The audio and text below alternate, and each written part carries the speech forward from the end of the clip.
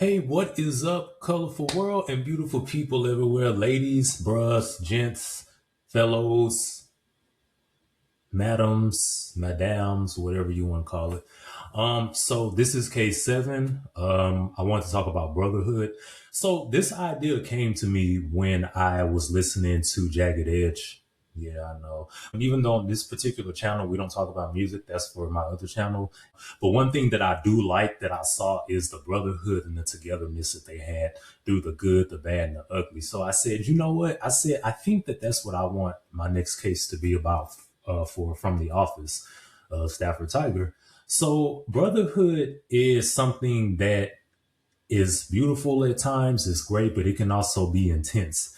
And why I say it can be intense is because when you got, bro, you got a bruh, you got a brother, a cousin, male figure, anybody in your life that truly cares for you, what they tell you all the time isn't going to always be nice. It's going to be the truth. It's going to be something that is going to sustain you and that's going to help you with longevity in life. Is going to help you. It's going to help govern you in a way to where, oh, wow, I never thought about it that way. I need to listen to what he's saying. He's telling you this because he cares about you. It just doesn't sound good. It doesn't sound very nice, or it can, but that is part of the foundation of brotherhood because it's to strengthen you and it's to inform you. So let me back up a little bit. So the thing is, me per se, I am an only child. I have no brothers, no sisters. My parents had one child, but I didn't grow up alone because I had my cousins. And y'all, I've been in extracurriculars my whole life. I took karate. I did the Boys and Girls Club. I did track. I did theater arts. I did music. I did a lot of different things throughout my life. So it was through that I made friends aside also from school and in the neighborhood. So for me, not having brothers and sisters and being an only child, I didn't feel alone because I always had people around me. I had people that were drawn to like my comedy or my wackiness or my silliness or my awkwardness. But I treated my friends like my brothers and sisters because friendship and community and togetherness was something that was so important to me, which is part of the reason I started this channel to begin with. You can have a bro, but everybody got bros. Almost every guy got bros, but do you got brothers or do you just got people you hang out with? Let me tell you something. Just because you hang out with people and you go places and you do activities and things with them, that does not mean that that's your friend and that they're truly down for you. That's just an acquaintance. There's a difference between a friend and an associate or an acquaintance. Or a true brother or a true sister if you're a female watching this and you have a sister circle or you want a sister circle. There are different ways and characteristics that you have to look for in people to show whether or not they truly have your best interest.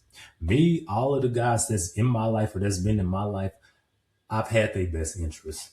I know that for a fact. And even though I don't know who I'm talking to and y'all don't know me from Panda that's living in Antarctica right now on top of the ice pack looking down, I really have been, a true friend to the guys that's been in my life all the way up until recent, the guys I have in my life now. Like for an example, one of my close friends, I've known him since the 7th grade. He went through a breakup 2 years ago. And for me, without getting in his business, without being overbearing and with a level of respect, I told him, I said, hey, look, bro, I said, whatever it is you're going through, you said you're taking it one day at a time. You've known me long enough and you know my characteristics, you know my traits. So if you ever need to talk, my line is always open. You know to hit me up. Because one thing, my family, my cousins, my friends know that I always answer my phone. I'm like 911. I always answer. Be like, hello, Stafford-Tiger, what's your call? No, I don't do that. I'm just kidding. But I always answer my text messages and my phone calls, even if it's spam sometime, as if my spirit tells me to answer. But you have to test the room. So part of having those friendships and having those relationships, first of all, bro, there's a level of respect that you have to give the other person. There's a level of boundaries. And even if they do something that's stupid or that's dumb or that you don't agree with, you kind of have to be there for that too, in a sense, depending on what it is. But you have to love on that person and show them that you have their best interest. But also part of brotherhood is us just as men alone in community we should be allowed, we should be able to have intense or hard conversations with one another about whatever the situation is without there being friction or a shouting match or a physical altercation. Because at the end of the day, us being the adults that we say we are, or that we walk around saying that we these grown men, we got it together. Well, part of having it together is your mental state and your logic about a situation and being able to control your emotions in a sense, or to a certain degree. Now, at the end of the day, you are allowed to feel because you are a person.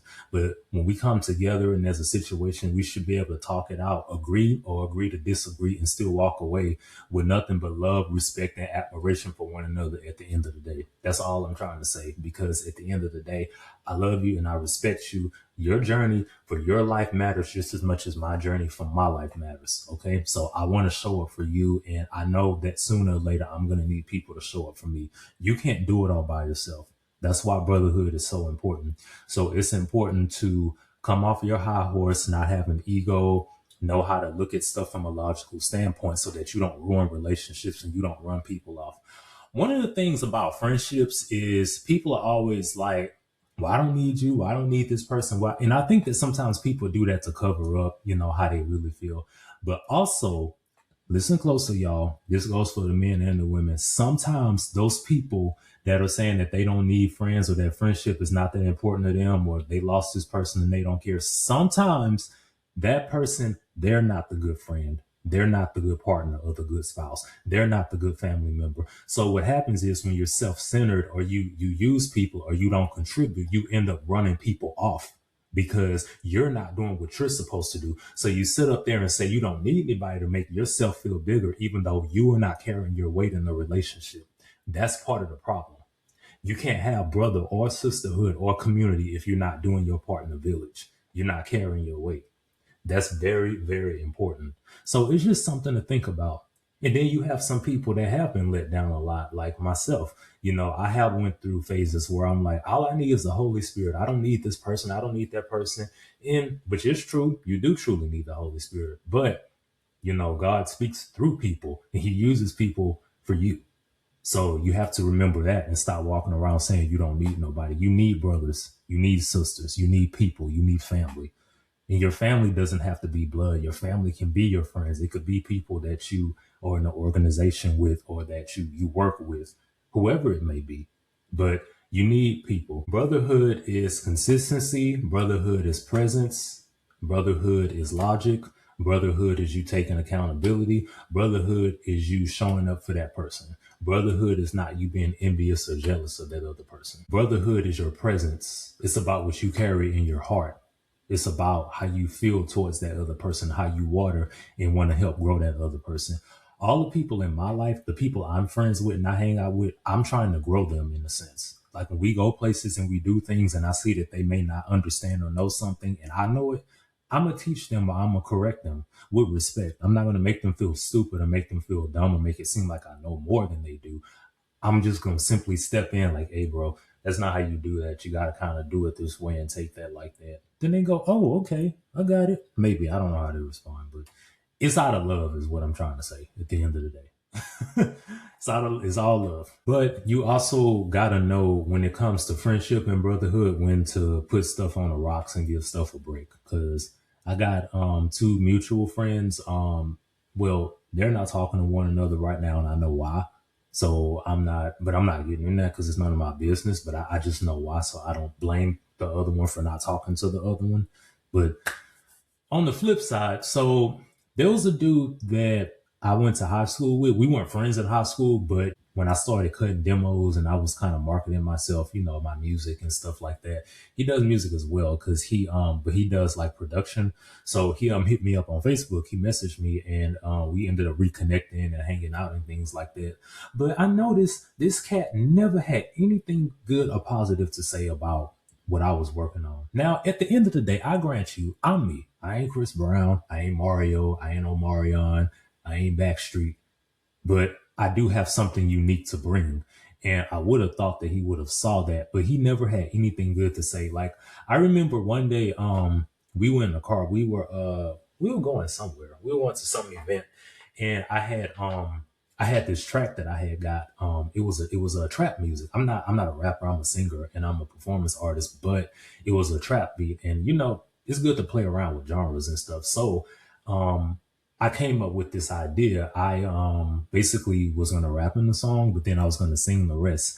And I remember he said to me after I spit my verse and I sung the first hook or whatever and showed him, he was like, well, you don't really hear people singing the trap music. And I was like, first of all, what does it matter? That's all the more reason I should try is because it's something that hasn't truly been done yet. And I said, yes, I have heard people singing on trap music and not just rapping. And then he was like, well, is it any other popular songs? I said, bro, what does it matter? I mean, what man was wearing a sequence fitting before Michael? Who was taping their boobs down before Lil? Wait, can I say that on here? Well, Lil Kim was the first person to tape her chest down. Okay, tape. Y'all know if y'all go back and look, nobody else was doing that. Then Lady Gaga did it years later. My whole point is, the point is, y'all. What I'm saying is, you want friends in your space that support you and that are not low key jealous of your talent or your ability. You want people that are going to not tell you what you want to hear at the end of the day, but that are going to be there to support whatever it is that you're trying to do.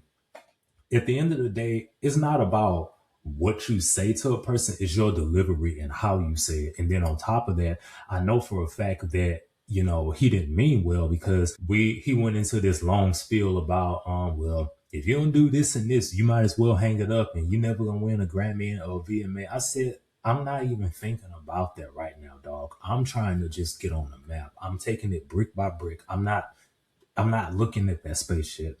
First of all. Secondly, you never have anything good to say. I ain't talked to him since 2022. We reconnected in 21, and I think that reconnection lasted like a good year or year and a half.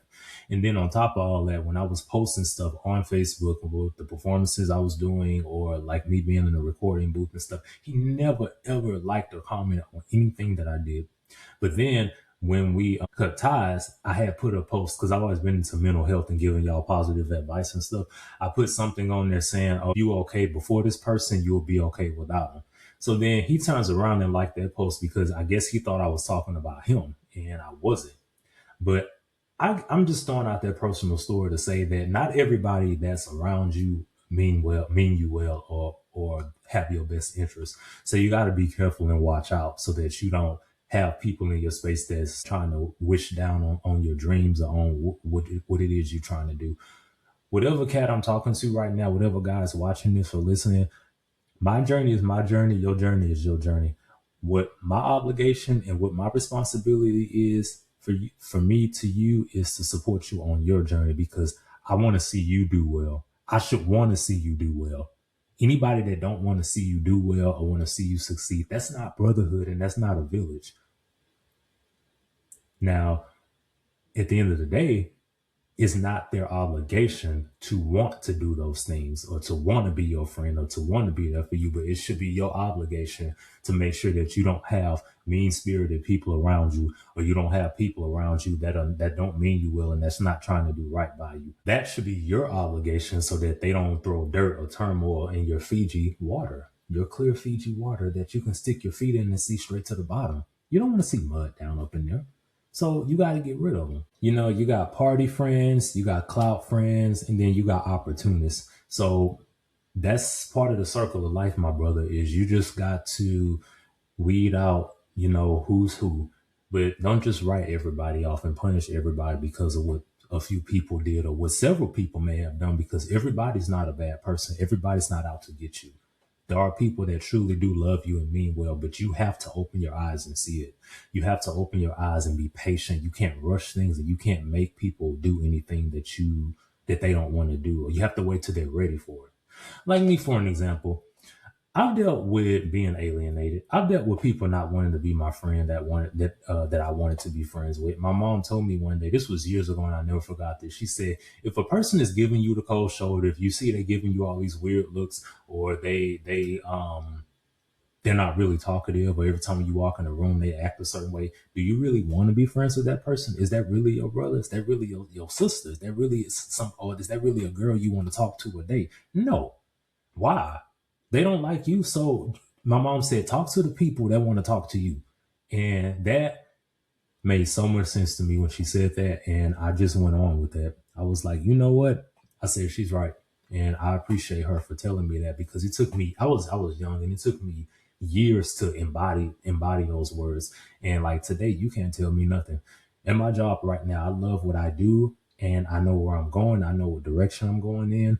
And I don't care about who doesn't want to be my friend. I'm there for the people that do love me and that do want to be my friend, because I have some people that I know aren't fond of me. I haven't done a thing to these people, but that's just life. Some people just aren't going to like you. And guess what? That's not your obligation. That's not your obligation, bro. We ain't got to be friends. I'll just love you from a distance. I wish you well. I wish you no bad.